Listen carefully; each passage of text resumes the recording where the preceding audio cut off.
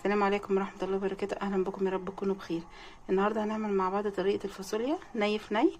بصوا هتدوقوها هتقولوا كأنها متسبكة.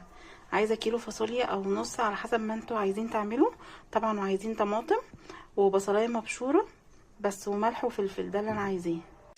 انا كده نزلت بمعلقتين سمنة ونزلت ببصلاية مبشورة. هحط ملح وفلفل عليها دلوقتي نزلنا طبعا بالفلفل والملح، ربع معلقه ونص معلقه ملح، والملح حسب الرغبه. دلوقتي كده بعد ما حطينا الملح والفلفل نزلنا طبعا بالفاصوليا. طبعا انا غسلاها كويس وطبعا مقطعاها زي ما انتم شايفين كده. دلوقتي بقى هنسيبها 10 دقايق كده تدبل كده. بعد كده ننزل بقى بالطماطم المعصوره المتصفيه كده. طبعا نزلنا بالطماطم المتصفيه